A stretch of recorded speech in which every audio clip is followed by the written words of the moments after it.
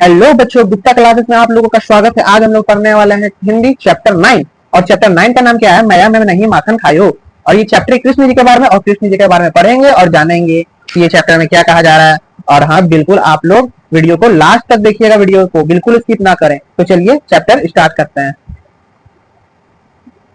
माया में नहीं माखन खायो, इसका मतलब ये है कि माया मतलब माँ हो गया, माखन मतलब तो आप लोग जानते ही हैं, खायो मतलब खाया, ठीक है ना। तो इसका मतलब क्या कृष्ण जी अपने मम्मी से बोल रहे हैं, अपनी माँ से बोल रहे हैं कि माया में माखन नहीं खाया, भोर भयो गयन के पाछे मधुबन मोह पठायो। मतलब कृष्ण जी बोल रहे हैं भोर भयो मतलब सुबह की बात हो रहा है, गयन मतलब गाय, मधुबन एक बरगद के पेड़ की बात है, मोही पठायो, ठीक है ना। मतलब ये बोला जा रहा है, कृष्ण जी बोल रहे हैं सुबह होते ही गाय के पीछे मुझे मधुबन भेज दिया। सुबह होते ही मेरे गाय के पीछे कहाँ भेज दिया आप? मधुबन भेज दिया। कृष्ण जी बोल रहे हैं अपने माँ से। चार पहर बसीवट भटकायो सांझ परे घर आयो। मतलब कृष्ण जी बोल रहे हैं ये कि 4 पहर हम बसीवट के पास ही भटकते रहे, ठीक है ना। सांझ होते ही मैं घर आया, ठीक है। मैं बालक बहियन को छोटो छिको के ही विधि पायो। ये कृष्ण जी बोल रहे हैं क्या कि मैं अभी तो बालक हूँ और मेरी भुजाएं छोटी है, भला मैं छीको तक कैसे पहुंच सका हूँ, ये बोल रहे हैं। ग्वाल बाल सब बैर परे हैं। ग्वाल बाल किसको बोल रहे हैं? तो ग्वाल बाल अपने मित्र को बोल रहे हैं, दोस्त बोल रहे हैं, ठीक है ना। बरबस मुख पटकायो, बरबस मुख लपटायो, ठीक है ना। इसका मतलब ये हुआ कि इनके जो मित्र हैं इनके जो मित्र है उनसे बेर है, मतलब कि दुश्मनी है, ठीक है। इसलिए मेरे मुंह पर मक्खन लगा दिए हैं, इसलिए इनके मुंह पे क्या लगा दिया? इनके दोस्तों ने मक्खन लगा दिए हैं। तू माता मन की जाति भोरी, तू माता जो है मन की अति भोरी, इनके कहे पति यायो। इसका मतलब यह है तू माता मन सीधी हो, तो माता मन की क्या हो? सीधी हो। इनकी कहने पे मत आना, इनकी कहने पे क्या मत आना। ये बोल रहे हैं मैंने माखन खाया, मैंने माखन खाया। इनके दोस्त बोल रहे कृष्णा जी को क्या कि तुमने माखन खाया, तुमने माखन खाया, ठीक है ना। जी तेरे कुछ भय उपजी है, जी तेरे कुछ भय उपजी है, जानी परायो जायो, जानी परायो जायो। इसका मतलब ये हुआ लगता है कि तेरे मन में मेरे प्रति भेद आ गया है। कृष्ण जी अपनी माँ से बोल रहे हैं तू मुझे प्यारा समझ रही है, तू मुझे क्या समझ रही हो? प्यारा समझ रही हो।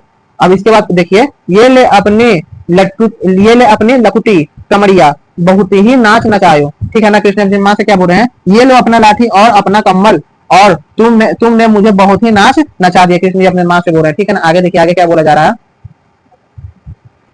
सूरदास तब बिहंसी जसोदा ले उठ कंठ लगायो। मतलब सूरदास जी क्या बोल रहे हैं? सूरदास जी कहते हैं ये माता सुनकर हंसने लगी। माता सुनकर क्या है? कृष्ण जी के बात सुनकर माता क्या हंसने लगी और अपने पुत्र को गले से लगा लिया। और ये चैप्टर जो लिखे हैं वो कौन चैप्टर लिखे हैं? तो वो सूरदास जी लिखे हैं। कवि कवि से परिचय, आपने जो रचना अभी पढ़ी है वह सूरदास द्वारा रचित है। माना जाता है कि उनका जन्म 15वीं शताब्दी में हुआ था, ठीक है। कितने शताब्दी में हुआ था? 15वीं शताब्दी में।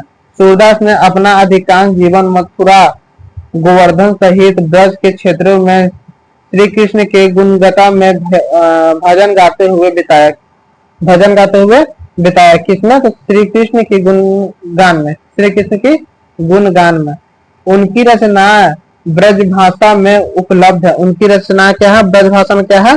उपलब्ध है। ये रचना इतनी सुंदर, ये रचना कितनी बहुत ही सुंदर है कि आज भी लोगों के बीच बहुत प्रचलित है, ठीक है ना। लोगों के क्या है? बीच में बहुत ही प्रचलित है। उनकी अधिकतर कविताओं में श्री कृष्ण की बाल लीलाओं का मनोहारी वर्णन है। इनके हर कविता में क्या है? कृष्ण जी के बारे में है।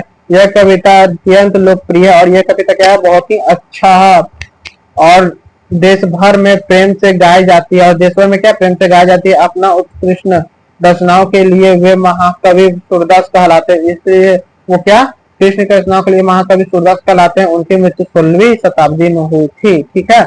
तो चलिए, वीडियो अच्छा लगा होगा तो लाइक कमेंट सब्सक्राइब कर दीजिएगा और अपने दोस्तों के पास शेयर करिए। मिलते हैं कोई नेक्स्ट वीडियो में, तब तक के लिए बाय, जय हिंद।